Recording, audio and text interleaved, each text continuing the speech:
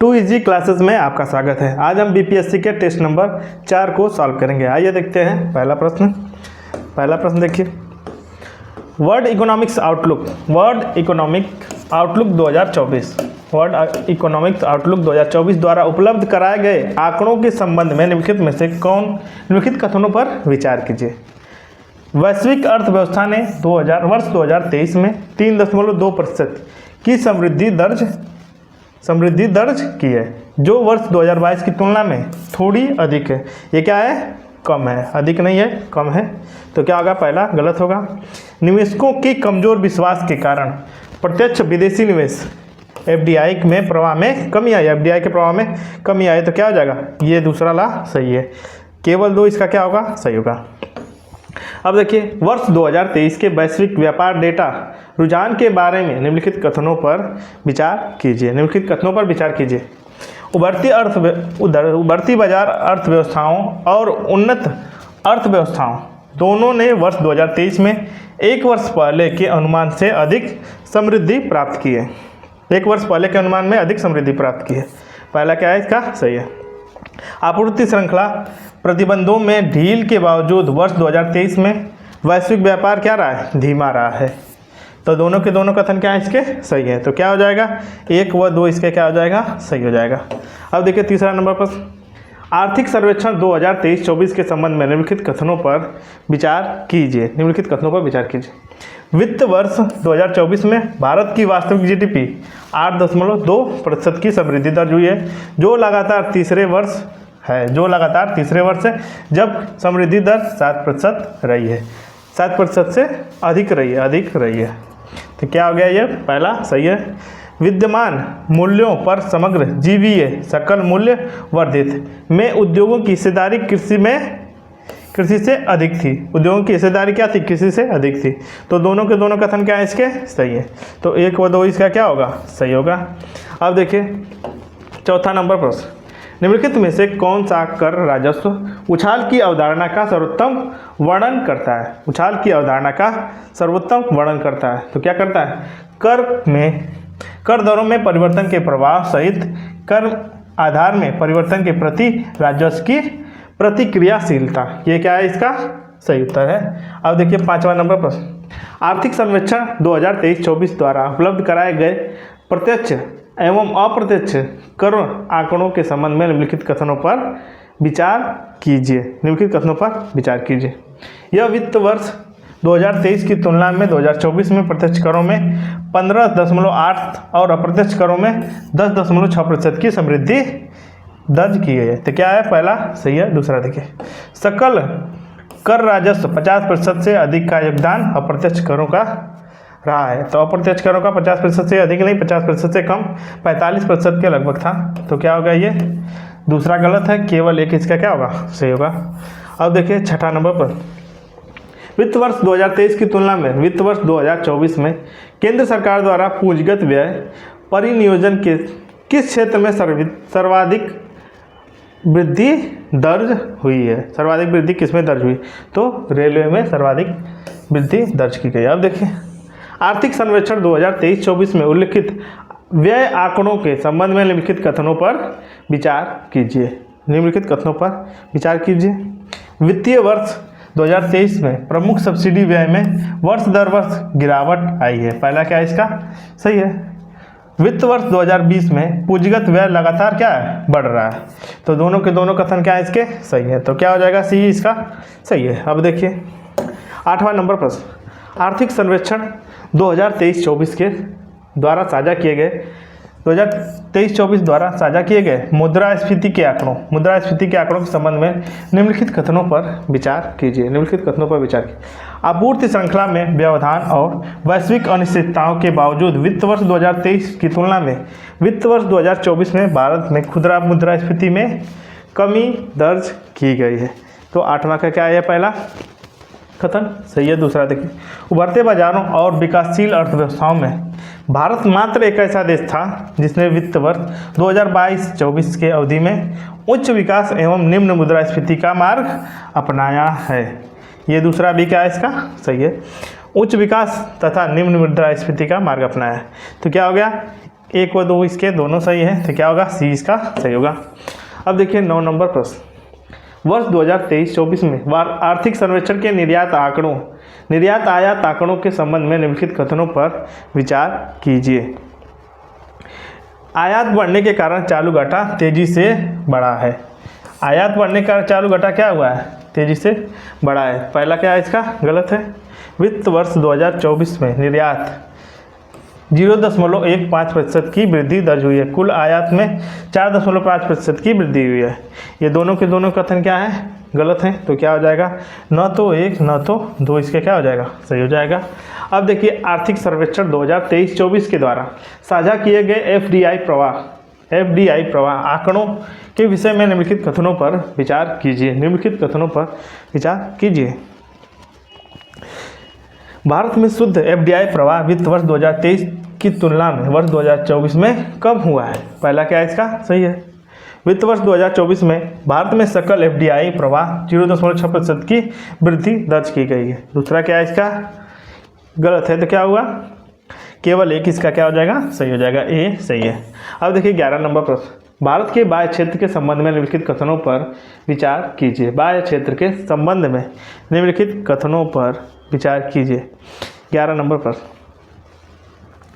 वित्त वर्ष 2024 में भारतीय रुपया अपने उभरते बाजार समकक्षों के बीच सबसे अस्थिर मुद्राओं में एक रहा है।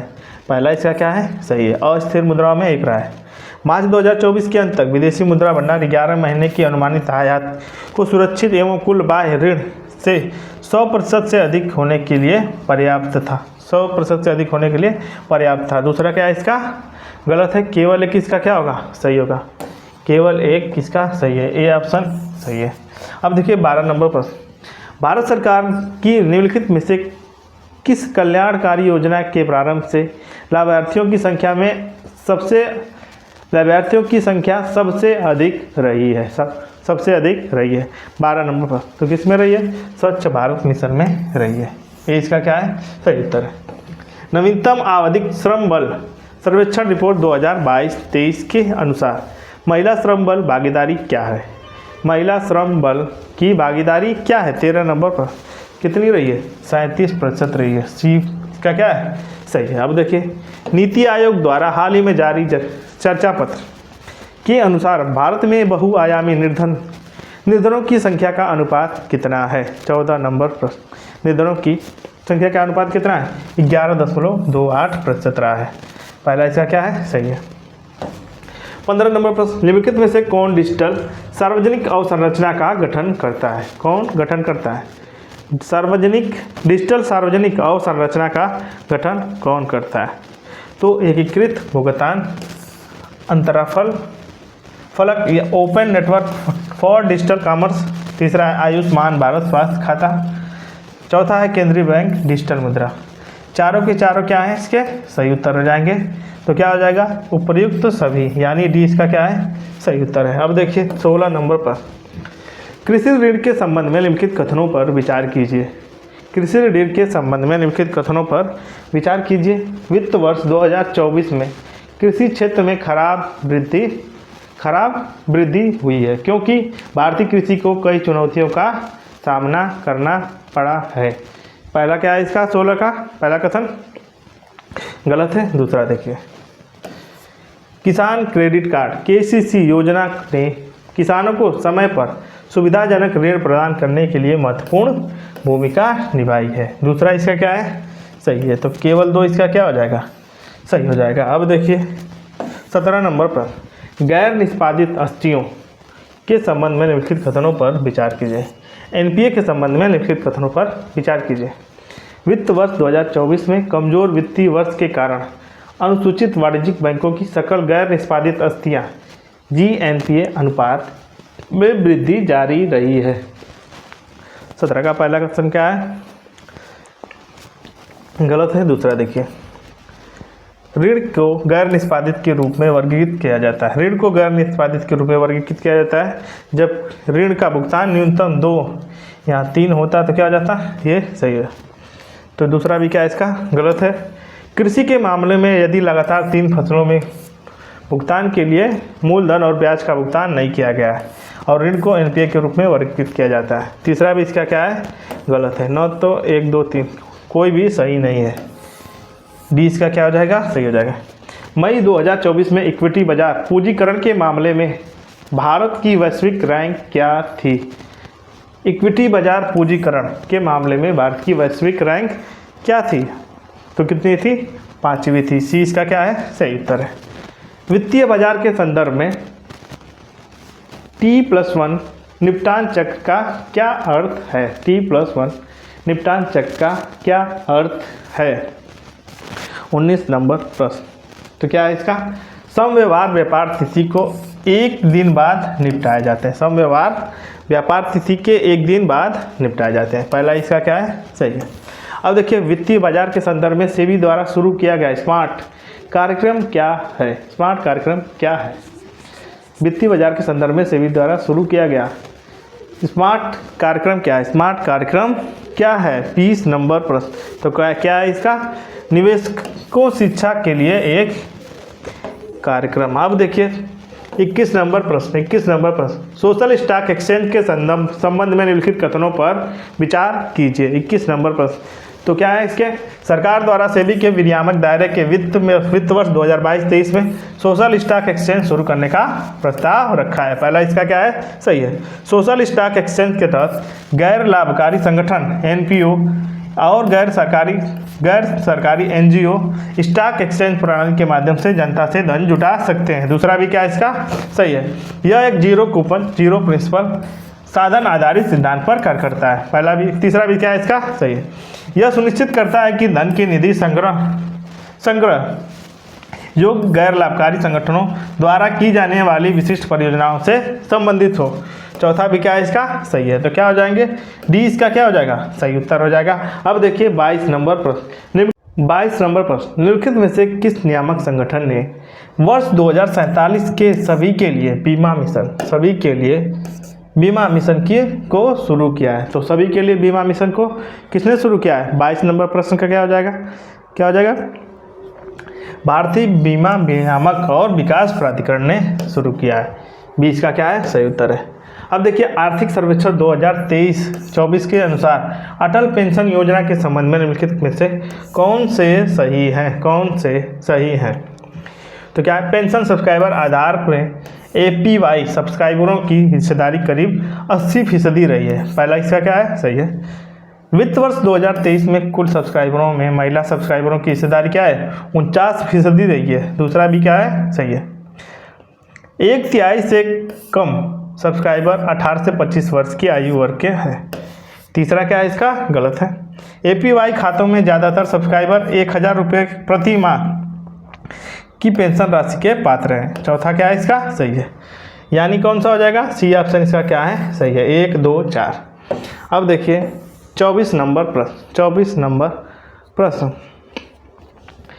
खाद्य मुद्रास्फीति को नियंत्रित करने के लिए सरकारों के उपायों के संबंध में निम्नलिखित में से निम्नलिखित कथनों पर विचार कीजिए। सरकार द्वारा 27.50 रुपये प्रति किलोग्राम की सहायता प्राप्त मूल्य पर भारत में आटा पेश किया है। पहला इसका क्या है, गलत है। दूसरा देखें, सरकार ने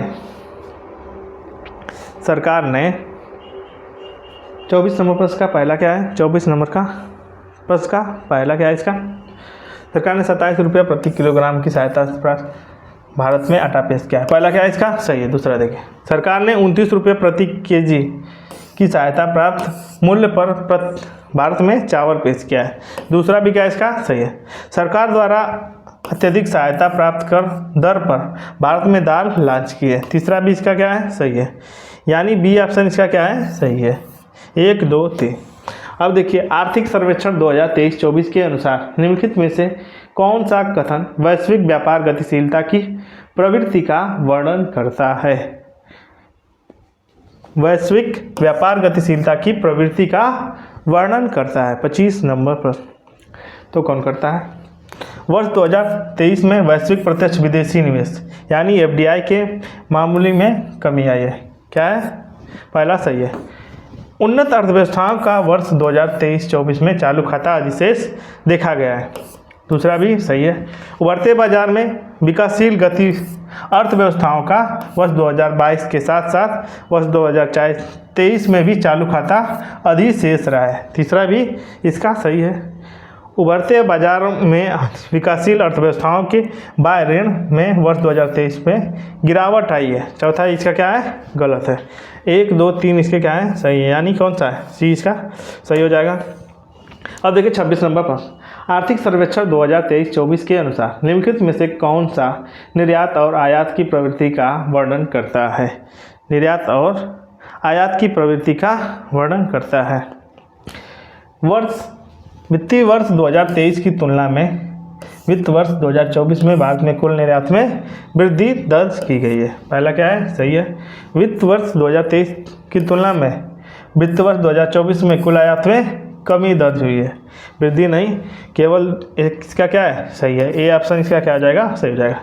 अब देखिए 27 नंबर प्रश्न। बाद में पढ़े यानी वस्तु निर्यात के विषय में निम्नलिखित में कथनों पर विचार कीजिए। 27 नंबर प्रश्न। वित्त वर्ष 2023 की तुलना में वित्त वर्ष 2024 में भारत में वस्तु निर्यात और आयात दोनों में गिरावट दर्ज हुई है। पहला इसका क्या है? सही है। वस्तु निर्यात में गिरावट का मुख्य कारण भारत के प्रमुख निर्यात साझेदारी विशेषकर यूरोपीय संघ से मंदी थी। दूसरा भी क्या है इसका? सही, यूरोपीय संघ में मंदी थी। वस्तु निर्यात में गिरावट विभिन्न देशों में अपनाई गई है, जिसमें मौद्रिक शक्ति की नीति का कारण भी हुई है। ये तीसरा भी क्या है? इसका सही है। यानी क्या हो जाएगा? 1, 2, 3 क्या है इसमें? डी ऑप्शन इसका क्या हो जाएगा? सही हो जाएगा। अब देखिए 28 नंबर प्रश्न। भारत में खिलौना व्यापार के संबंध में निम्नलिखित कथनों पर विचार कीजिए। खिलौना व्यापार के संबंध में निम्नलिखित कथनों पर विचार कीजिए। हाल के वर्षों में भारत में खिलौना आयात में चीन की हिस्सेदारी काफ़ी गिरावट आई है। पहला इसका क्या है? सही है। भारत में खिलौना आयात में चीन की क्या हिस्सेदारी की काफ़ी गिरावट आई। भारत में खिलौना आयात की लगभग 2/3 मांग चीन द्वारा पूरी की जाती है। 2/3 मांग पूरी की जाती है। दोनों कथन सही। गिरावट भी आई है और 2/3 मांग कहाँ चीन से ही पूरी की जाती है। अब देखिए तो क्या हो जाएगा? सी इसका क्या है? सही है। अब देखिए 29 नंबर पर। भारत में रक्षा क्षेत्र के विषय में निम्नलिखित कथनों पर विचार कीजिए। रक्षा क्षेत्र के विषय पर निम्नलिखित कथनों पर विचार कीजिए। 29 नंबर प्रश्न का देखिए क्या है? वित्त वर्ष 2024 में भारत के रक्षा क्षेत्र में अब तक का सबसे अधिक रक्षा निर्यात हुआ है। पहला इसका क्या है? सही है। वर्तमान में भारत विश्व के शीर्ष में 25 आयुध निर्यातक देशों में शामिल है। दोनों क्या है? सही है। तो क्या हो जाएगा? सी इसका क्या होगा? सही हो जाएगा। निम्नलिखित में से कौन सा देश वित्त वर्ष 2024 में भारत का सबसे बड़ा निर्यात गंतव्य बनकर उभरा है? 30 नंबर प्रश्न। तो कौन उभरा है? इसका यूएई, यूनाइटेड अरब अमीरात। सी इसका क्या है? सही उत्तर है। अब देखिए सेवा निर्यात के मामले में भारत की वैश्विक स्थान कौन सा है? 31 नंबर पर। तो क्या कौन सा है? 7वां स्थान है।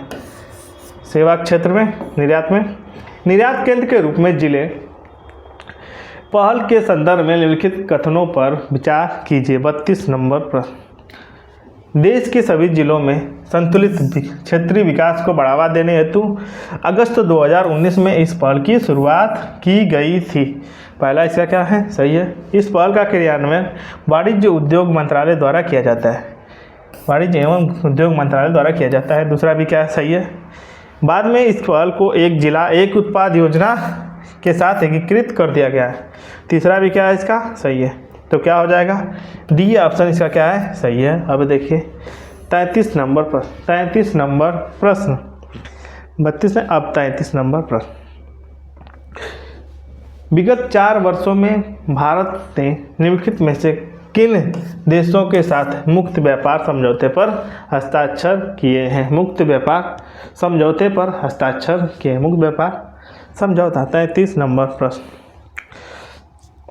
तो मॉरिशस के साथ मुक्त व्यापार और ऑस्ट्रेलिया और यूएई के साथ किया है।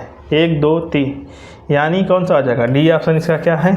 सही है। 33 नंबर का डी ऑप्शन सही है। अब देखिए 34 नंबर प्रश्न। 34 नंबर प्रश्न। लॉजिस्टिक परफॉर्मेंस इंडेक्स LPI 2023 के संबंध में निम्नलिखित कथनों पर विचार कीजिए। लॉजिस्टिक परफॉर्मेंस इंडेक्स 2023 के संबंध में निम्नलिखित कथनों पर विचार कीजिए। 34 नंबर प्रश्न का, इसे विश्व आर्थिक मंच द्वारा जारी किया जाता है। पहला इसका क्या है? गलत है। 139 देशों के सूचकांक में भारत का 38वां स्थान था। दूसरा इसका क्या है? सही है। केवल 2 इसका क्या हो जाएगा? सही हो जाएगा। बी इसका सही है। निम्नलिखित देशों के शीर्ष धन प्रेषण प्राप्त करने वाला देश के रूप में किसे निम्नलिखित देशों को शीर्ष धन प्रेषण प्राप्त करने वाला देश के रूप में माना जा सकता है। तो इनको क्या करना है? वर्ष 2023 में प्राप्त धन प्रेषण के संदर्भ में निम्नलिखित में से कौन सा क्रम अधिक से कम की ओर है? अधिक से कम की ओर। तो सबसे पहले मैक्सिको है, अधिक में सबसे पहले मैक्सिको, फिर उसके पश्चात है फिलीपींस, फिर उसके पश्चात पाकिस्तान, फिर उसके पश्चात बांग्लादेश। तो क्या हो जाएगा? 1 4 2 3, 1 4 2 3, यानी 20 का क्या है? सही उत्तर है। अब देखिए 36 नंबर पर राष्ट्रीय परिवार स्वास्थ्य सर्वेक्षण NFHS 5 2019 से 21 के संबंध में निम्नलिखित कथनों पर विचार कीजिए। ग्रामीण भारत की तुलना में शहरी भारत में मोटापे की दर काफ़ी अधिक है। पहला इसका क्या है? सही है। भारत में प्रत्येक 4 में से 1 महिला मोटापे से ग्रस्त है। दूसरा भी क्या है इसका? सही है। तो दोनों के दोनों सही हैं, तो क्या हो जाएगा? सी इसका सही है। अब देखिए भारत में नवीकरणीय क्षेत्र ऊर्जा क्षेत्र के संदर्भ में निम्नलिखित कथनों पर विचार कीजिए। भारत में संचयी स्थापित सौर ऊर्जा क्षमता 2024 के लगभग 82 गीगावाट तक पहुंच गई है। अप्रैल तक लगभग 82 गीगावाट पहुंच गए। स्थापित बिजली उत्पादन क्षमता गैर जीवाश्म स्रोतों की हिस्सेदारी 50% तक पहुंच गई है। इस प्रकार यह निर्धारित योगदान इंडिया को लक्ष्य पूरा हो गया है। दूसरा क्या है इसका? गलत है। केवल एक इसका क्या हो जाएगा? सही हो जाएगा। ए सही है। अब देखिए ग्लोबल स्टॉक टेक क्या है? ग्लोबल स्टॉक टेक क्या है? यह पेरिस जलवायु समझौते के तहत स्थापित एक आवधिक समीक्षा तंत्र है। निम्नलिखित में से कौन सी जलवायु पहल भारत द्वारा संचालित की जा रही है? निम्नलिखित में कौन सी जलवायु पहल भारत द्वारा संचालित की जा रही है? 39 नंबर प्रश्न का देखिए। तो अंतर्राष्ट्रीय सौर गठबंधन पहला। दूसरा एक विश्व एक सौर एक ग्रिड, ये भी। आपदा प्रतिरोधी अवसंरचना के लिए गठबंधन, तीसरा ये भी।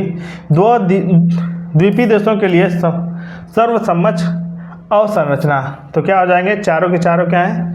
सही है। डी इसका क्या है? सही है। अब देखिए 40 नंबर प्रश्न। आकांक्षी ब्लॉक कार्यक्रम के संबंध में निम्नलिखित कथनों पर विचार कीजिए। आकांक्षी ब्लॉक के संदर्भ में निम्नलिखित कथनों पर विचार कीजिए। इसकी घोषणा बजट 2022-23 में की गई थी। 40 नंबर का क्या है? पहला प्रश्न क्या है? पहला ऑप्शन क्या है? सही है। दूसरा देखिए, अपने शुरुआती चरण में यह 36 राज्यों एवं केंद्र शासित प्रदेशों के 500 जिलों को कवर करेगा। दूसरा भी क्या है इसका? सही है। तो क्या हो जाएगा? 1 व 2 इसका क्या है? सही है। अब देखिए पोषण भी पढ़ाई योजना के संदर्भ में निम्नलिखित कथनों पर विचार कीजिए। तो ये पहली बार कोई सरकारी कार्यक्रम 0 से 3 आयु के बच्चों के लिए प्रारंभिक प्रोत्साहन को प्रदान कर रहा है। तो तीसरा क्या है इसका? सही है। और देखिए यह योजना देश भर में आंगनबाड़ी में प्रारंभिक बाल्यावस्था की देखभाल और शिक्षा पर ध्यान केंद्रित करेगा। चौथा भी क्या है इसका? सही है। क्या है? 3 व 4 इसके क्या है? सही है। अब देखिए 42 नंबर प्रश्न।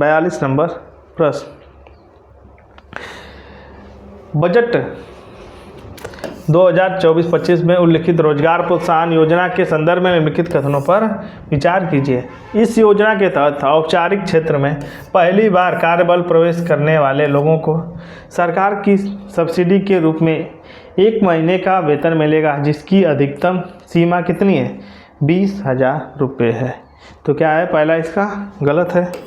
दूसरा देखिए, यह योजना कार्यबल में प्रवेश करने वाले सभी व्यक्तियों पर लागू होती है जिसका मासिक वेतन क्या है? 1 लाख से कम है। दूसरा इसका क्या है? सही है। तो केवल 2 इसका क्या है? सही है। 42 का 20 का क्या हो जाएगा? सही हो जाएगा। अब देखिए 43 नंबर प्रश्न, 42 का हो जाएगा बी। अब देखिए 43 नंबर प्रश्न, बजट 2024-25 के अनुसार निम्नलिखित में से कौन सा कथन सरकार के राजस्व की प्रवृत्ति का वर्णन करता है? योगदान, पहला क्या है? योगदान का बड़ा हिस्सा उधार और अन्य देनदारियों से आता है। पहला क्या है इसका? सही है। सरकार के कर राजस्व के आयकर का योगदान वस्तु सेवा कर से क्या है? अधिक है। दूसरा भी क्या है इसका? सही है। तो क्या हो जाएंगे? सी इसका क्या होगा? सही हो जाएगा। अब देखिए बजट 2024-25 के अनुसार तरुण श्रेणी के तहत मुद्रा ऋण में बढ़ी हुई सीमा क्या है? 44 नंबर पर। तो क्या है बढ़ी हुई सीमा? 20 लाख रुपये। अब देखिए केंद्रीय बजट 2024-25 के नवीनतम विकास के संदर्भ में निम्नलिखित कथनों पर विचार कीजिए। निम्नलिखित कथनों पर विचार कीजिए। 45 नंबर पर, सरकार ने पूंजीगत व्यय के लिए सकल घरेलू उत्पाद में 3.4% आवंटित किया है। पहला क्या है? सही है। केंद्र सरकार का राजकोषीय घाटा सकल घरेलू उत्पाद का 4.9% रहने का लक्ष्य है, जो वित्त वर्ष 2024 में कम है। दूसरा क्या है इसका? सही है। वर्ष 2024-25 में राजस्व घाटा सकल घरेलू उत्पाद का 1.8% रहने का लक्ष्य है। तो क्या हो जाएगा? उपयुक्त क्या है? सभी सही है। डी इसका क्या होगा? सही हो जाएगा। अब देखिए बजट 2024-25 के संबंध में निम्नलिखित कथनों पर विचार कीजिए। निम्नलिखित कथनों पर विचार कीजिए। सभी परिसंपत्तियां श्रेणी में अल्पकालिक पूंजीगत लाभ और कर दीर्घकालिक पूंजीगत लाभ कर में वृद्धि की गई है। पूंजीगत लाभ कर में वृद्धि दर्ज की गई है। पहला क्या है? सही है। विकल्पों वायदों में बिक्री पर लगाए जाने वाले प्रतिभूति लेन देन कर में वृद्धि की जाएगी। दूसरा भी क्या है इसका? सही है। सोलर ग्लास यानी सोलर सेल मॉड्यूल के निर्माण में उपयोग किया जाता है के लिए सोलर सीमा शुल्क में वृद्धि की गई है। सोलर सेल्स में मॉड्यूल के निर्माण के लिए सोलर ग्लास के सीमा शुल्क में वृद्धि दर्ज की गई। तीसरा भी क्या है इसका? सही है। तो 1, 2, 3 यानी डी इसका क्या है? सही उत्तर है।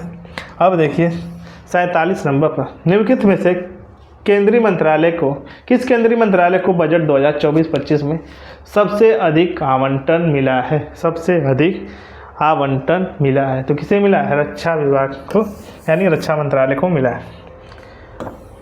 बजट 2024-25 में अपनाई गई सब्सिडी व्यवस्था के संबंध में निम्नलिखित कथनों पर विचार कीजिए। निम्नलिखित कथनों पर विचार कीजिए।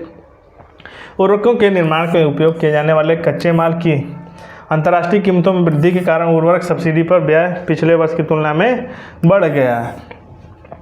पहला इसका क्या है? गलत है। खाद्य सब्सिडी के लिए आवंटन पिछले वर्ष की वास्तविक व्यय की तुलना में कम हो गया है। दूसरा इसका क्या है? सही है। केवल 2 इसका क्या होगा? सही हो जाएगा। अब देखिए निम्नलिखित में से किस प्रमुख योजना को बजट 2024-25 में सर्वाधिक आवंटन मिला है? सर्वाधिक क्या है? आवंटन मिला है। तो कितना मिला है?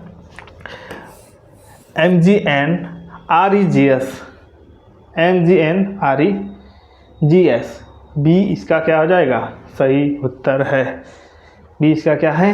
49 का बी सही है। अब देखिए 50 नंबर पर, जनजाति कल्याण के लिए वित्त मंत्री ने बजट 2024-25 में निम्नलिखित में से किस योजना की घोषणा की है? किस योजना की घोषणा की है? तो ये प्रधानमंत्री जनसंख्या उन्नत ग्राम अभियान। बी इसका क्या है? सही हो जाएगा। अब देखिए 51 नंबर प्रश्न, बजट 2024-25 में उल्लिखित केंद्र सरकार ने वित्त के बारे में लिखित कथनों पर विचार कीजिए। वित्त वर्ष 2025 के लिए प्राथमिक सकल घरेलू उत्पाद का 104% रहने का लक्ष्य 1.4% रहने का लक्ष्य रखा गया है। पहला क्या है इसका सही है। वित्त वर्ष 2024 की तुलना में पूंजीगत व्यय में लगभग 17% की वृद्धि होने की संभावना है। दूसरा भी क्या है इसका सही है। वित्त वर्ष 2024 की तुलना में राजस्व व्यय में 6.2% की वृद्धि होने की संभावना है। तीसरा भी क्या हो जाएगा इसका सही हो जाएगा। अब देखिए उपयुक्त में से कौन से कथन सही है, तो क्या आ जाएंगे, डी इसका क्या है सही है। अब देखिए बजट 2024-25 द्वारा घोषित कौशल पैकेज के बारे में निम्नलिखित कथनों पर विचार कीजिए। निम्नलिखित कथनों पर विचार कीजिए। निम्नलिखित कथनों पर विचार कीजिए। 5 वर्षों में 10 लाख युवाओं ने कौशल प्रदान किया जाएगा। 5 वर्षों में 10 लाख युवाओं को कौशल प्रदान किया जाएगा। पहला क्या इसका गलत है। 1000 औद्योगिक प्रशिक्षण संस्थानों हब और स्पोक मॉडल अपग्रेड किए जाएंगे। दूसरा क्या इसका सही है। मॉडल कौशल ऋण योजना को संशोधित करके 7.5 लाख रुपए तक के ऋण की अनुमति दी जाएगी, जिसके लिए सरकार द्वारा समर्थित निधि से गारंटी दी जाएगी। तीसरा भी क्या इसका सही है। तो 2 और 3 इसका क्या हो जाएगा सही हो जाएगा। अब देखिए 53 नंबर पर निम्नलिखित कथनों पर विचार कीजिए। निम्नलिखित कथनों पर विचार कीजिए। निम्नलिखित कथनों पर विचार कीजिए। कोडेक्स एलिमेंट्रेस आयोग एक अंतर्राष्ट्रीय खाद्य मानक निकाय है जिसे खाद्य एवं कृषि संगठन FAO और WHO द्वारा विश्व स्वास्थ्य संगठन द्वारा संयुक्त रूप से स्थापित किया गया है। तो क्या है पहला का इसका सही है। भारत कोडेक्स एलिमेंट्रियस आयोग का सदस्य नहीं है। क्या है दूसरा गलत है। केवल एक इसका क्या हो जाएगा सही हो जाएगा। अब देखिए 54 नंबर प्रश्न निम्नलिखित से किसे हाल ही में यूनेस्को की अमूर्त सांस्कृतिक विरासत की छठी सूची में सांस्कृतिक विरासत की सूची में शामिल किया गया है। तो किसे शामिल किया गया है, तो गरबा को शामिल किया गया है। 20 का क्या हो जाएगा सही हो जाएगा। अब देखिए 55 नंबर प्रश्न हाल ही में समाचार पत्रों में रहा अराजक पूंजीवाद क्या है। अराजक पूंजीवाद क्या है 55 नंबर प्रश्न। तो क्या है, यह एक राजनीतिक दर्शन है जो राज्य के प्रतिस्थापन की वकालत करता है, जिसे मुक्त बाजार की निजी कंपनियों एवं कानून व्यवस्था के प्रावधान के अपने हाथ में ले लेती हैं को अपने हाथ में। डी इसका क्या है सही उत्तर है। अब देखिए 56 नंबर प्रश्न माइग्रेशन एंड डेवलपमेंट ब्रीफ किसके द्वारा जारी किया गया है। किसके द्वारा जारी किया गया है, किसके द्वारा, विश्व बैंक द्वारा जारी किया गया है। अब देखिए 57 नंबर प्रश्न निम्नलिखित में से किस मंत्रालय ने भौगोलिक सूचना प्रणाली एप्लीकेशन ग्राम मानचित्र लॉन्च किया है। ग्राम मानचित्र किसने लॉन्च किया है, तो ग्राम मानचित्र पंचायती राज मंत्रालय ने लॉन्च किया है। अब देखिए निम्नलिखित में से किसने औपनिवेशिक काल के दौरान राष्ट्रीय एवं प्रति व्यक्ति आय का अनुमान लगाया था, जिसे बहुत महत्वपूर्ण माना जाता है। जिसे बहुत महत्वपूर्ण माना जाता है, तो किसने लगाया था, VKRB राव ने। 20 का क्या है सही हो जाएगा। अब देखिए 59 नंबर पर भारत में औपनिवेशिक शासन के दौरान औद्योगिक क्षेत्र के संबंध में निम्नलिखित कथनों पर विचार कीजिए। निम्नलिखित कथनों पर विचार कीजिए। सूती वस्त्र मिलें जिन्हें मुख्य रूप से विदेशों का प्रभुत्व था, देश के पश्चिमी भागों में स्थित थी। तो पहला क्या आ जाएगा इसका गलत है। अब देखिए दूसरा क्या है, भारतीयों के प्रभुत्व वाली जूट मिलें मुख्य रूप से बंगाल में केंद्रित थी। दूसरा भी क्या है इसका गलत है। केवल न तो एक न तो दो क्या आ जाएगा इसका सही हो जाएगा। अब देखिए निम्नलिखित में से कौन से पंचवर्षीय योजना का लक्ष्य है। कौन से पंचवर्षीय योजना के लक्ष्य है, कौन से पंचवर्षीय योजना के लक्ष्य हैं। 60 नंबर पर तो ये क्या है, विकास क्या है, पंचवर्षीय योजना का लक्ष्य है आधुनिकीकरण करना, आत्मनिर्भरता और समानता लाना। चारों क्या है पंचवर्षीय योजनाओं के लक्ष्य थे। क्या हो जाएगा डी इसका सही हो जाएगा। वर्ष 1955 में गठित करवे समिति का संबंध था। करवे समिति का संबंध किससे था, लघु उद्योग से संबंधित था। अब देखिए निम्नलिखित में से किसे भारतीय नियोजन का निर्माता माना जा सकता है? भारतीय नियोजन का निर्माता किसे माना जाता है? 62 नंबर पर किसे माना जाता है? पीसी महालनोबिस को। पीसी महालनोबिस को क्या आ जाएगा?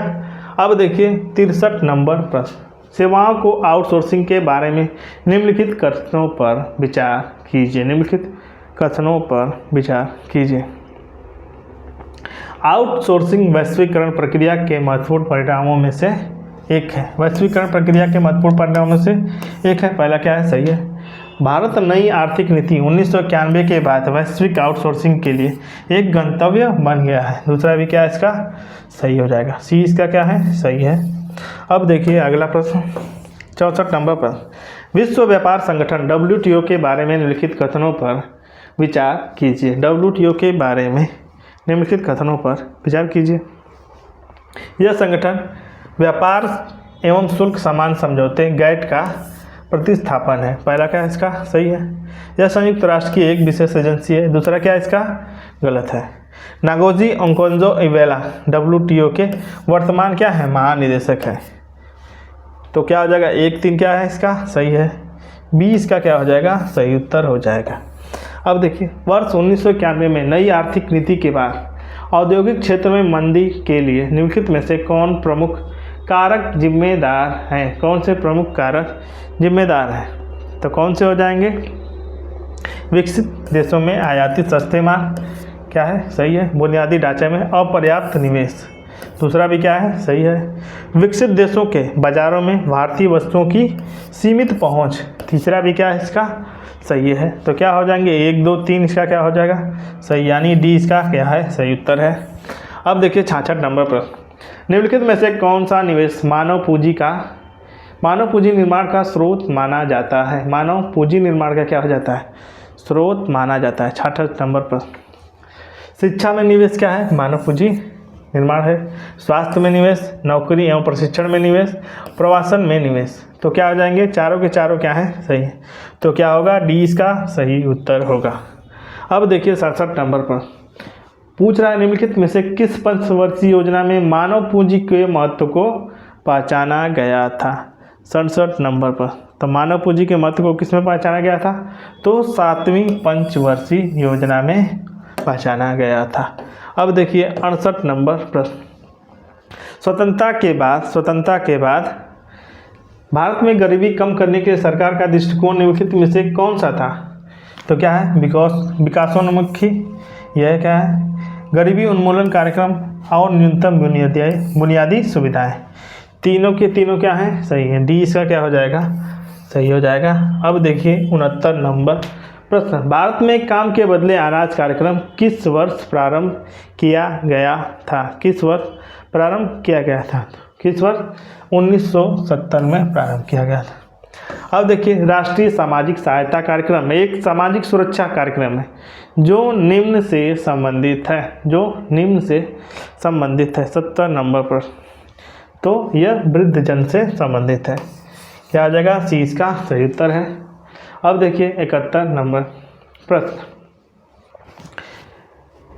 71 नंबर प्रश्न, भारत में महात्मा गांधी राष्ट्रीय ग्रामीण रोजगार गारंटी अधिनियम MG नरेगा किस पंचवर्षीय योजना में लागू किया गया था?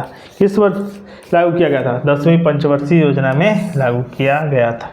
अब देखिए शैक्षिक व्यय का अनुमान लगाने के लिए वर्ष 1998 में भारत सरकार द्वारा निम्नलिखित में से किस समिति का गठन किया गया था? किसका गठन किया गया था?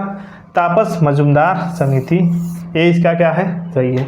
अब देखिए 73 नंबर प्रश्न, 73 नंबर प्रश्न, भारत में किस राज्य में महिला उन्मुख समुदाय आधारित गरीबी निवारण कार्यक्रम कुदुम्बश्री क्रियान्वित किया जा रहा है? कुदुम्बश्री किसके द्वारा कार्यान्वित किया जा रहा है? तो ये डी इसका क्या हो जाएगा? सही हो जाएगा। 73 का डी क्या है? सही उत्तर है। अब देखिए 74 नंबर पर, राष्ट्रीय कृषि और ग्रामीण विकास बैंक नाबार्ड के संबंध में निम्नलिखित कथनों पर विचार कीजिए। इसकी स्थापना 1982 में की गई थी। पहला क्या इसका? गलत है। यह ग्रामीण वित्त पोषण प्रणाली में सभी संस्थानों की गतिविधियों को समन्वय करने के लिए एक सर्वोच्च क्या है, निकाय है। दूसरा क्या है, केवल 2 इसका सही है। बी इसका क्या हो जाएगा, सही उत्तर हो जाएगा। अब देखिए जैविक कृषि के संबंध में निम्नलिखित कथनों पर विचार कीजिए। निम्नलिखित कथनों पर विचार कीजिए। यह कृषि की एक समग्र प्रणाली है जो पारिस्थितिकी संतुलन को बहाल करने एवं बनाए रखने के साथ एक उन्नयन में सहायक है। तो पहला इसका क्या है, गलत है। इसमें पारंपरिक कृषि की तुलना में कम श्रम की आवश्यकता होती है। दूसरा क्या है इसका, सही है। पारंपरिक कृषि की तुलना में कम श्रम की आवश्यकता होती है। 75 नंबर का क्या है, 2 सही है। जैविक कृषि के रूप में उत्पादित खाद्य वस्तुओं में रसायन कृषि की तुलना में कम पोषण मूल्य होता है। क्या है, कम पोषण मूल्य होता है। बहाल करने में कौन सा सहायक। जैविक कृषि पर विचार कीजिए, ये क्या है, सही है। दूसरा क्या है, ये पारंपरिक कृषि की तुलना में कृषि में कम श्रम की आवश्यकता है। इसमें क्या होता है, अधिक श्रम लगता है। दूसरा क्या है इसका, गलत है। जैविक कृषि में उत्पादित खाद्य पदार्थ में रासायनिक कृषि की तुलना में कम पोषण मूल्य होता है। तीसरा क्या होता है, गलत है। तीसरा भी गलत है। पहला इसका सही है, दूसरा गलत है, तीसरा गलत है। चौथा देखिए, यह अंतर्राष्ट्रीय निर्यात में माध्यम से आय उत्पन्न करता है क्योंकि जैविक रूप से अपनाए गए फसलों की मांग क्या है, बढ़ रही है। तो क्या आ जाएंगे, 1 4 क्या है, पूछ रहा है कौन सा कथन गलत है, गलत पूछा है। तो क्या आ जाएगा, 2 3 इसका क्या है, सही है। सी इसका क्या हो जाएगा, सही उत्तर हो जाएगा। अब देखिए शहरी क्षेत्रों में आर्थिक गतिविधियों में महिलाओं की न्यूनतम भागीदारी निम्नलिखित में से कौन से कारण रही है, कौन से कारण रही है। महिलाओं में श्रम की मान्यता नहीं दिया जाना, महिलाओं को श्रम की मान्यता नहीं दिया जाना। पहला क्या है, सही है। परिवार में पुरुष सदस्य द्वारा अर्जित उच्च आय। दूसरा भी क्या है इसका, सही है। महिलाओं के लिए रोजगार की अनुपलब्धता क्या आ जाएगा, तीसरा क्या है, गलत है। अब देखिए अगला क्या है, तो इसमें से क्या हो जाएंगे, 1 व 2 इसका क्या है, सही हो जाएगा। भारत में प्रचंड बेरोजगारी किस क्षेत्र में सर्वाधिक है, किस क्षेत्र में सर्वाधिक है। तो किसमें, सेवा क्षेत्र में सर्वाधिक है। क्या हो जाएगा, 77 का सी सही हो जाएगा। अब देखिए 78 नंबर, 77 का सॉरी, सेवा क्षेत्र में अधिक है, सर्वाधिक। प्रचंड बेरोजगारी कृषि में सर्वाधिक है। क्या हो जाएगा, ए इसका क्या है, सही है। अब देखिए 78 नंबर पर, निम्नलिखित में से कौन सा बुनियादी ढांचे को आर्थिक अवसंरचना नहीं माना जाता है। किसे आर्थिक अवसंरचना नहीं माना जाता, 78 नंबर प्रश्न। तो किसे नहीं माना जाता है, शिक्षा संबंधी अवसंरचना को, स्वास्थ्य संबंधी अवसंरचना को बुनियादी ढांचा नहीं माना जाता। और किसे नहीं माना जाता है, तो परिवहन संबंधी अवसंरचना, आवास संबंधी अवसंरचना को। क्या हो जाएगा, आवास संबंधी अवसंरचना को। तो क्या हो जाएंगे, 2 3 5 क्या इसका सही है। क्या हो जाएगा, सी इसका क्या है, सही उत्तर है। अब देखिए 79 नंबर प्रश्न, निम्नलिखित में से कौन सा ऊर्जा का गैर वाणिज्यिक स्रोत नहीं है। गैर वाणिज्यिक स्रोत नहीं है, तो कौन सा नहीं है, गैर वाणिज्यिक स्रोत नहीं है। तो क्या है, कोयला नहीं है। अब देखिए निम्नलिखित में से कथनों पर विचार कीजिए। निम्नलिखित कथनों पर विचार कीजिए। समानता वस्तुओं की मांग अप्रत्यक्ष रूप से उपभोक्ताओं की आय के समानुपाती होती है। पहला क्या है, गलत है। निम्न गुणवत्ता वाली वस्तुओं की मांग प्रत्यक्ष रूप से उपभोक्ताओं की आय से संबंधित होती है। दूसरा भी क्या है इसका, गलत है। तो क्या हो जाएगा, न तो 1 न तो 2, डी इसका क्या है, सही है। अब देखिए निम्नलिखित में से किसे आधुनिक अर्थशास्त्र का जनक माना जाता है। किसे माना जाता है, एडम स्मिथ को माना जाता है। डी इसका क्या है, सही है।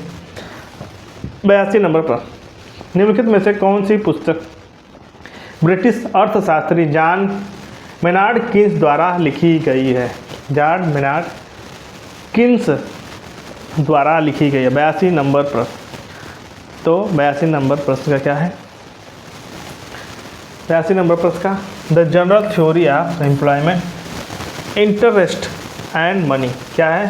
पहला इसका क्या है, सही है। The theory of moral settlement, दूसरा क्या है, गलत है। The economic consequence of the peace. तीसरा क्या है इसका? सही है, principle of the political economy. ये भी क्या है, इनकी पुस्तक नहीं है। 1 व 3 इसकी क्या है? सही उत्तर है। सी इसका क्या हो जाएगा? सही उत्तर हो जाएगा। अब देखिए 83 नंबर प्रश्न, निम्नलिखित में से कौन से मुद्रा के कार्य हैं? 83 नंबर मुद्रा के कार्य पूछा है। विनिमय का माध्यम है, पहला क्या है? सही है। मूल्य का माप करता है, मूल्य का भंडारण है, तीसरा भी क्या है? सही है। भविष्य में भुगतान करना क्या है? चारों के चारों क्या हो जाएंगे? सही हो जाएंगे, यानी डी इसका क्या है? सही है। अब देखिए भारतीय रिजर्व बैंक के संदर्भ में निम्नलिखित कथनों पर विचार कीजिए। निम्नलिखित कथनों पर विचार कीजिए। 84 नंबर प्रश्न, 84 नंबर प्रश्न, यह भारत का केंद्रीय बैंक है। भारत का केंद्रीय बैंक है तो क्या है? पहला सही है, केंद्रीय बैंक है। भारत का केंद्रीय बैंक तो पहला क्या है? सही है। इसे वर्ष 1947 में राष्ट्रीयकरण हुआ। दूसरा क्या है इसका? दूसरा क्या आ जाएगा? इसका गलत है। यह सरकार के लिए बैंकर के रूप में कार्य करता है। तीसरा क्या है? सही है। यह अर्थव्यवस्था में विदेशी मुद्रा भंडार का संरक्षक भी है। तो 1, 3, 4 क्या हो जाएंगे? यानी सी इसका सही है। अब देखिए 85 नंबर प्रश्न, निम्नलिखित में से कौन सा आर्थिक विकास के लिए आर्थिक निर्धारक है? आर्थिक निर्धारक है 85 नंबर प्रश्न। आर्थिक निर्धारक कौन है? प्राकृतिक संसाधन है, मानव संसाधन है, पूंजी निर्माण है और प्रौद्योगिकी है। तो क्या है? चारों के चारों क्या है? आर्थिक विकास को क्या करते हैं? निर्धारित करते हैं। डी इसका क्या हो जाएगा? सही हो जाएगा। अब देखिए अगला, वस्तु विनिमय प्रणाली के बारे में निम्नलिखित कथनों पर विचार कीजिए। 86 नंबर प्रश्न, यह एक प्रकार के उत्पादों और सेवाओं के बदले दूसरे प्रकार के उत्पादों और सेवाओं को व्यापार को दर्शाता है। वस्तु विनिमय प्रणाली क्या है? पहला सही है। इस प्रणाली में धन की भागीदारी होती है, धन की भागीदारी नहीं होती है। इस प्रणाली में एक सामान्य समस्या आवश्यकताओं के दोहरे संयोग का अभाव है। 1 व 3 इसका क्या होगा? सही है, यानी सी इसका क्या है? सही है। निम्नलिखित में से किसके उत्पादन के कारण के कारक के रूप में जाना जाता है? किसे उत्पादन के कारक के रूप में जाना जाता है? भूमि को, श्रम को, पूंजी को और उद्यमिता को। चारों के चारों क्या है? सही है। तो क्या होगा? डी इसका सही है। किसी बैंक की ऋण सृजन क्षमता किस पर निर्भर करती है? किस पर निर्भर करती है? किसी बैंक की ऋण सृजन क्षमता किस पर निर्भर करती है? तो किस पे? नकद आरक्षित अनुपात पर करती है। तो क्या आ जाएगा? डी इसका सही। 89 नंबर पर, निम्नलिखित में से कौन सा देश आधिकारिक तौर पर समलैंगिक विवाह को पंजीकृत करने वाला पहला दक्षिण एशियाई देश बन गया है? तो कौन बन गया? सी इसका क्या है? सही है। अब देखिए पार्टियों के 28वें सम्मेलन COP28 के संबंध में निम्नलिखित कथनों पर विचार कीजिए। विचार कीजिए। यह दुबई संयुक्त अरब अमीरात में आयोजित किया गया था। पहला क्या है? सही है। COP28 में यह घोषणा की गई कि उद्देश्य वर्ष 2030 तक वैश्विक परमाणु क्षमता को 3 गुना करना है। दूसरा क्या है इसका? गलत है। केवल एक इसका क्या होगा? सही होगा। अब देखिए 91 नंबर प्रश्न, 5वां वैश्विक आयुर्वेद महोत्सव कहाँ आयोजित किया गया था? कहाँ आयोजित किया गया था? 91 नंबर प्रश्न का कहाँ आयोजित किया गया था? त्रिवेंद्रपुरम में। त्रिवेंद्रपुरम। अब देखिए 92 नंबर प्रश्न, निम्नलिखित में से किस इसरो वैज्ञानिक को नवंबर 2024 में फ्रांस के सर्वोच्च नागरिक पुरस्कार the legion of the honour से सम्मानित किया गया है? किसे सम्मानित किया गया है? तो किसे? VR ललितांबिका को सम्मानित किया गया है। 92 नंबर प्रश्न। अब देखिए 93 नंबर पर, भारत विश्व का पहला पोर्टेबल अस्पताल कहाँ खोलेगा? कहाँ खोला गया? कहाँ खोला गया है? 93 नंबर प्रश्न। तो कहाँ खोला गया है? गुरुग्राम में पोर्टेबल अस्पताल। अब देखिए निम्नलिखित में से कौन सा देश विश्व का सबसे बड़ा अफीम उत्पादक देश बन गया है? कौन बन गया है? तो म्यांमार बन गया है। इनमें से म्यांमार बन गया है। सर्ववेद महामंदिर के संबंध में लिखित कथनों पर विचार कीजिए। यह विश्व का सबसे बड़ा साधना केंद्र है। पहला सही है। बंगाल भगवान शंकर इस मंदिर के मुख्य देवता है। तो दूसरा क्या है इसके गलत है, केवल एक इसका क्या है सही है। अब देखिए 96 नंबर प्रश्न, निम्नलिखित में से कौन सा देश कालाजार का उन्मूलन करने वाला विश्व का पहला देश बन गया है? तो कौन बन गया है? कालाजार। तो सी इसका क्या है सही उत्तर है, सी इसका क्या हो जाएगा सही उत्तर है। 97 नंबर प्रश्न, हाल ही में किस राज्य की सरकार ने गिद्ध की प्रजातियों के संरक्षण के लिए वल्चर रेस्टोरेंट को शुरू किया है? वल्चर रेस्टोरेंट को शुरू किया है, तो किसने? झारखंड ने शुरू किया है। अब देखिए अगला प्रश्न क्या है, 98 नंबर प्रश्न, निम्नलिखित में से किस राज्य या केंद्र शासित प्रदेश ने खेलो इंडिया पैरा गेम्स का प्रथम संस्करण आयोजित किया गया था? आयोजित किया गया था, तो कहाँ किया गया था? दिल्ली में। स्वच्छ सर्वेक्षण 2023 के अनुसार निम्नलिखित में से किस राज्य को सबसे स्वच्छ राज्य घोषित किया गया है? तो किसे किसे घोषित किया गया है? तो महाराष्ट्र को, राज्य में पूछेगा तो महाराष्ट्र को घोषित किया गया है। निम्नलिखित में से किस केंद्रीय मंत्रालय ने हाल ही में, किसे केंद्रीय मंत्रालय ने हाल ही में एम्प्लीफाई यानी AMPLI 2.0 पोर्टल लॉन्च किया है? पोर्टल लॉन्च किया है। 100 नंबर प्रश्न, तो किसने लॉन्च किया है? आवासन एवं शहरी कार्य मंत्रालय। सी इसका क्या है सही है। निम्नलिखित में से किस राज्य की सरकार ने हाल ही में विश्व की पहली मेजेस्टिक टाइगर सफारी की शुरुआत करने की घोषणा की है? किसने शुरू की है? तो उड़ीसा ने की है। 20 का क्या है सही उत्तर है। अब देखिए 102 नंबर प्रश्न, निम्नलिखित में से किसे अंतर्राष्ट्रीय संगठन विदेश मंत्रालय के सहयोग से प्रोजेक्ट प्रयास शुरू किया गया है? प्रोजेक्ट प्रयास शुरू किया गया है, तो अंतर्राष्ट्रीय प्रवासन संगठन के साथ। अब देखिए 103 नंबर प्रश्न, किसे निम्नलिखित में से किसे प्रोफेट सॉन्ग उपन्यास के लिए बुकर पुरस्कार 2023 प्राप्त हुआ है? तो किसे प्राप्त हुआ है? पॉल लिंच को प्राप्त हुआ है। हाल ही में निम्नलिखित में से किस देश के बालकों के लिए, किस देश ने बालकों के लिए विश्व का पहला मलेरिया टीका कार्यक्रम शुरू किया है? मलेरिया टीका कार्यक्रम किसने शुरू किया है? तो कैमरून ने शुरू किया। 20 का क्या है सही है। 104 का डी। अब देखिए 105 नंबर प्रश्न, मडिगा समुदाय जो अनुसूचित जातियों के एक उपवर्ग का पक्षधर रहा है, निम्नलिखित में से किस राज्य का मूल समुदाय है? तो किसका है? यह तेलंगाना के हैं।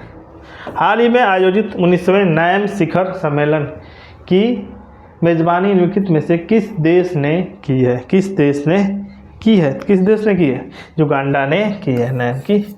अब देखिए 107 नंबर प्रश्न, 107 नंबर प्रश्न, भारत में मुक्त आवाजाही व्यवस्था समझौते को समाप्त करने का निर्णय लिया। निम्नलिखित में से किस देश के साथ भारत ऐसी व्यवस्था साझा करता है? किसके साथ? म्यांमार के साथ साझा करता है। 107 का सी ऑप्शन क्या है सही है। अब देखिए 108 नंबर पर, डेजर्ट साइक्लोन नामक पहला संयुक्त सैन्य प्रशिक्षण अभ्यास निम्नलिखित में से किस स्थान पर आयोजित किया गया था? तो कहाँ आयोजित किया गया था? राजस्थान में। निम्नलिखित में से कौन सा देश ओपेक से अलग हुआ था? कौन सा देश हाल ही में ओपेक से अलग हुआ था? ओपेक से कौन अलग हुआ है? तो अंगोला अलग हुआ है। 20 का क्या है सही। बिहार की नवीन पर्यटन नीति के संबंध में निम्नलिखित कथनों पर विचार कीजिए। निम्नलिखित कथनों पर विचार कीजिए। इसका उद्देश्य राज्य में पर्यटन स्वास्थ्य स्थलों के समीप बुनियादी ढांचे का विकास करना तथा इसके हितधारकों के लिए प्रावधान भी निहित है। पहला क्या है इसका सही है। बिहार सरकार 5 वर्षों के लिए नई पर्यटन इकाई के विद्युत प्रशुल्क की 50% प्रतिपूर्ति का प्रदान करेगी। दूसरा क्या है इसका गलत है। इस नीति में भूमि रूपांतरण शुल्क, स्टाम्प शुल्क और पंजीकरण शुल्क 100% प्रतिपूर्ति शामिल है। तो 1, 3 इसके क्या है सही है। क्या हो जाएगा? 20 का क्या है सही। अब देखिए 111 नंबर पर, निम्नलिखित में से किसे मैथिली निबंध के संग्रह बोध संकेतन के लिए साहित्य अकादमी पुरस्कार 2023 से सम्मानित किया गया। किसे किया गया? बासुकीनाथ झा को सम्मानित किया गया। अब देखिए, पटना विश्वविद्यालय में सीनेट सदस्य बनने वाले पहले ट्रांसजेंडर कौन है? तो कौन है? रेशमा प्रसाद, यानी 20 का क्या है? सही है। अब देखिए, जनवरी 2024 में निम्नलिखित में से किसे पद्मश्री पुरस्कार के लिए नहीं चुना गया है? तो किसे नहीं चुना गया है? 113 नंबर पुरस्कार तो शांति देवी को चुना गया है, नहीं चुना गया तो शिवन प्रसाद को चुना गया है, अशोक कुमार विश्वास को, सुरेंद्र किशोर को और राम कुमार मल्लिक को चुना गया। 3 और 6 इसके क्या है? सही है, यानी डी इसका क्या है? सही है। अब देखिए, कर्पूरी ठाकुर के संबंध में निम्नलिखित कथनों पर विचार कीजिए। उन्होंने अपनी राजनीतिक यात्रा जनता पार्टी के साथ शुरुआत की थी। पहला क्या है इसका? सही है। वह लोकनायक के नाम से लोकप्रिय थे। तो क्या है? दूसरा क्या है? दूसरा भी सही है। वह 2 बार बिहार के मुख्यमंत्री का पद धारण कर चुके हैं। पहले कांग्रेसी समाजवादी नेता थे। तीसरा क्या गलत है? मुख्यमंत्री के रूप में उनका कार्यकाल भूमि सुधारों और वंचितों को सशक्त बनाने के उद्देश्य की नीतियों के कार्यान्वयन के लिए जाना जाता है। चौथा क्या है इसका?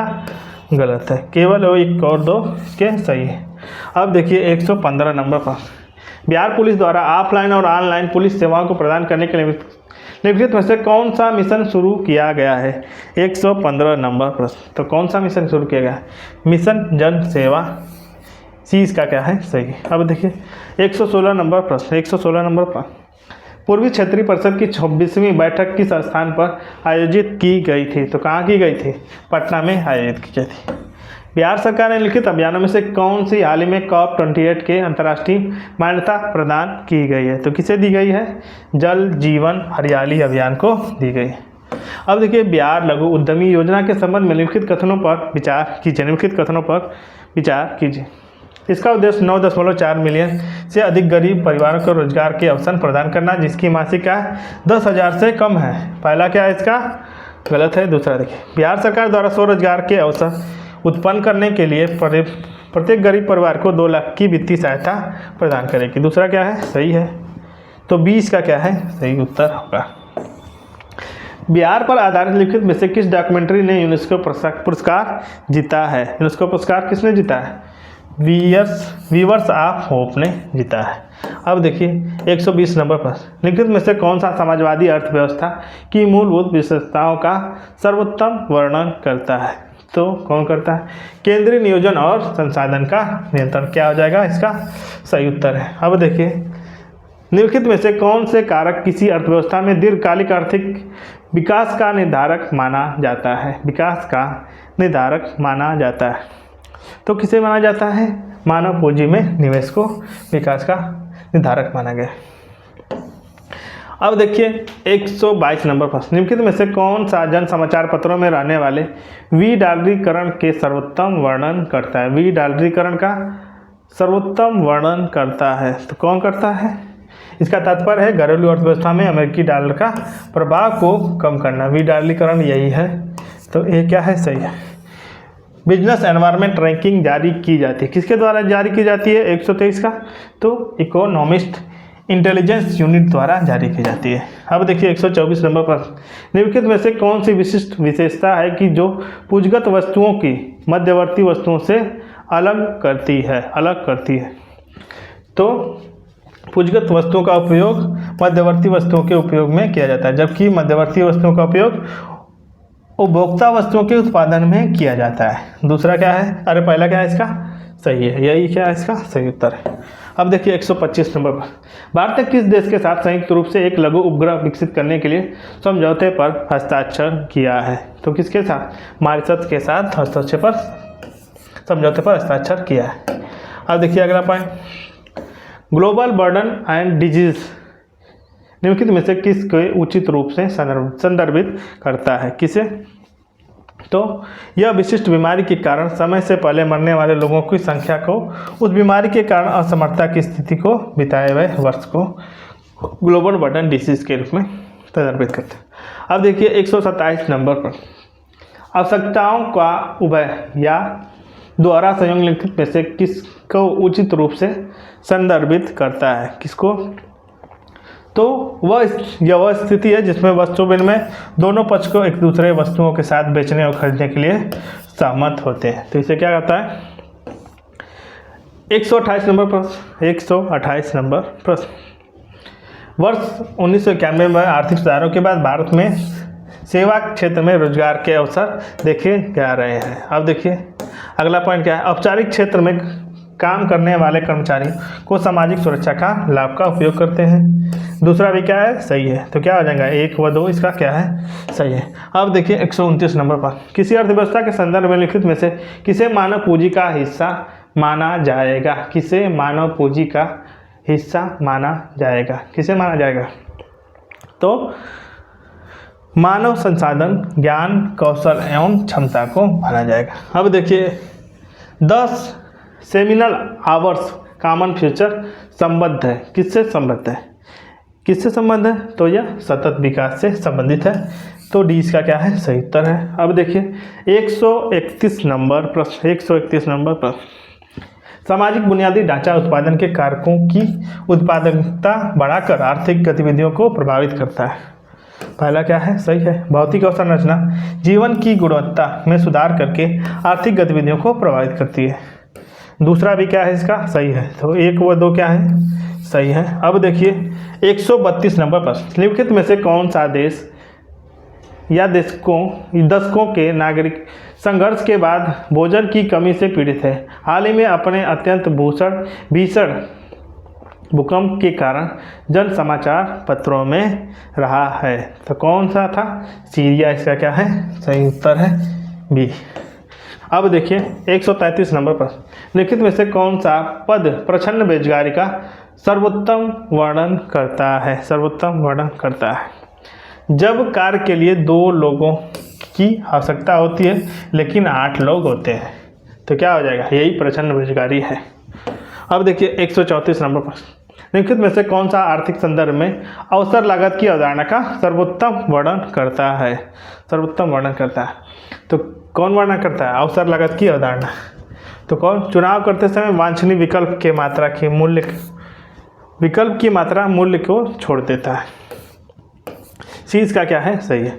अब देखिए 135 नंबर प्रश्न, 135 नंबर पर रिकार्डो समतुल्यता अर्थव्यवस्था में एक अवधारणा है जिसके अनुसार रिकार्डो समतुल्यता अर्थव्यवस्था अर्थशास्त्र में एक अवधारणा है जिसके अनुसार क्या होता है? जिसके अनुसार उपभोक्ता उच्च घाटे के दौरान अधिक बचत करते हैं। 20 का क्या है? सही है। मुद्रा के संचलन वेग की अवधारणा प्रतिनिधित्व करता है। मुद्रा का संचलन वेग की अवधारणा प्रतिनिधित्व करता है। किसका प्रतिनिधित्व करता है? तो वह दर है जिस पर किसी अर्थव्यवस्था में मुद्रा का विनिमय होता है। अब देखिए 137 नंबर पर निम्नलिखित में से किस स्थिति में भारतीय रिजर्व बैंक यानी आरबीआई मौद्रिक नीति को प्रभावी ढंग से प्रबंधित करने के लिए स्थिरीकरण का प्रयोग करेगा? स्थिरीकरण का प्रयोग कब करता है? जब भारतीय अर्थव्यवस्था में विदेशी मुद्रा भंडार क्या हो जाता है?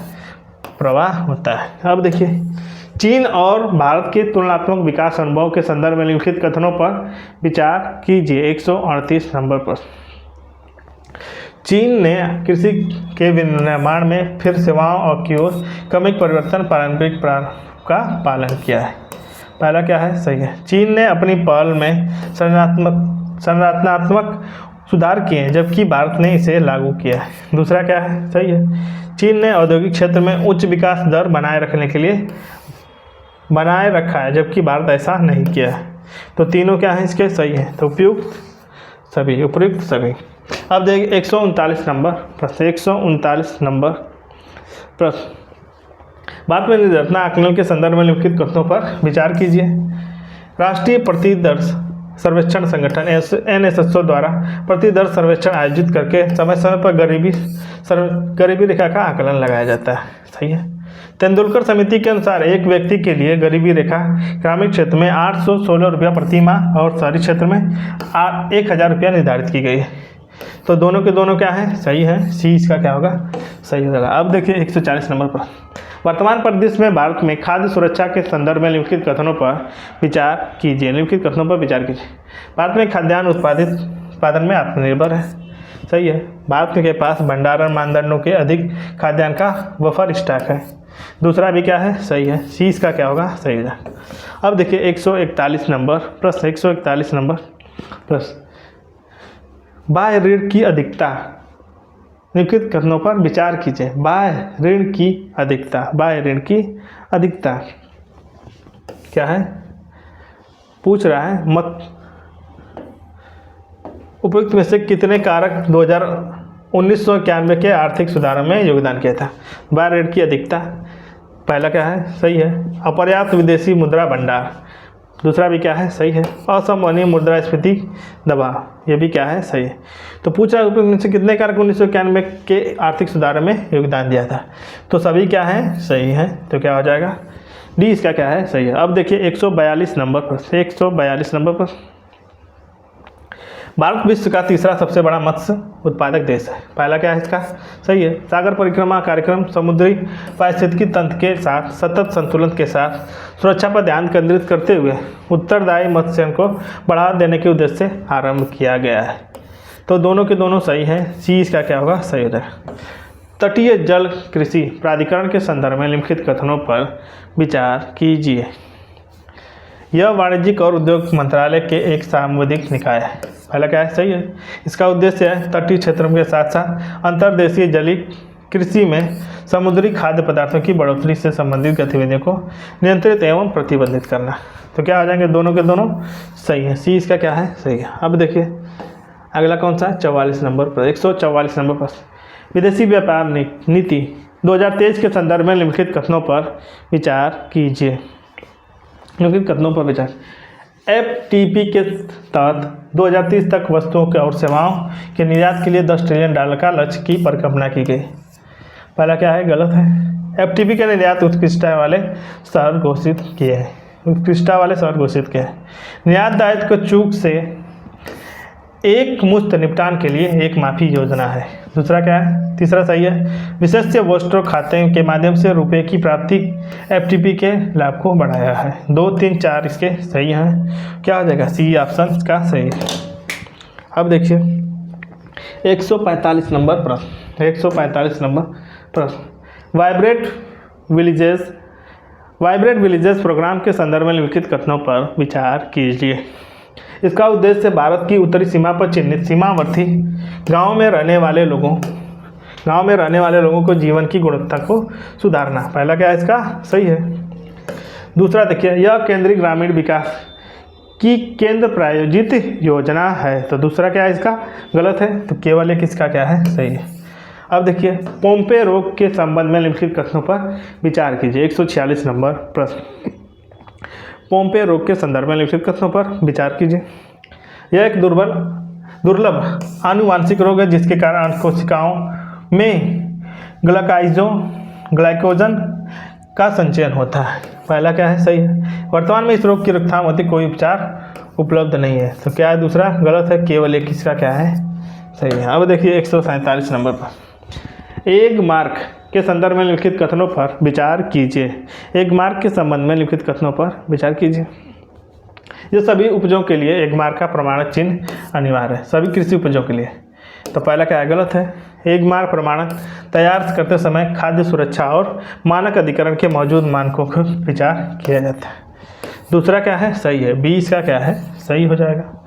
अब देखिए 148 नंबर पर, स्वयं सहायता समूह के संदर्भ में निम्नलिखित कथनों पर विचार कीजिए। यह एक लघु ऋण कार्यक्रम पर आधारित होता है। पहला क्या है? सही है।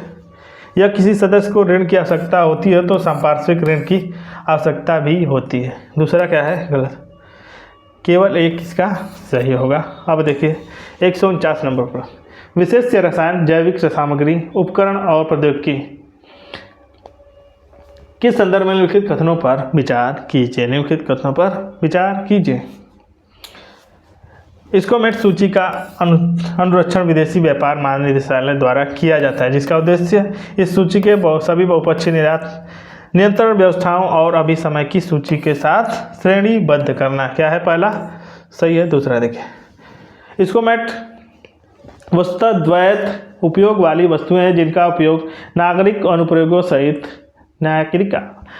सहित व्यापक स्तर पर हानि पहुंचाने वाले के उद्देश्य से अस्त्र के रूप में भी किया जा सकता है। दूसरा भी क्या है इसका सही है, तो क्या हो जाएगा 1 व 2 इसका क्या है सही है। अब देखिए आज का लास्ट प्रश्न, ग्रामीण विकास के उद्देश्य के संबंध में निम्नलिखित कथनों पर विचार कीजिए। इसका उद्देश्य निर्धनता उन्मूलन तथा जीवन स्तर में सुधार लाना है, तो क्या है इसका सही है। इसका उद्देश्य कृषि उत्पादकता और सतत कृषि पद्धति को बढ़ाना है। यह आर्थिक विकास के लिए ग्रामीण शहरी प्रवास को प्रोत्साहित करना है। तीसरा क्या है गलत है। इसका उद्देश्य ग्रामीण क्षेत्रों में बुनियादी ढांचे और सेवाओं को पहुंच प्रदान करना है। चौथा क्या है इसका सही है, तो सी इसका क्या हो जाएगा सही उत्तर हो जाएगा।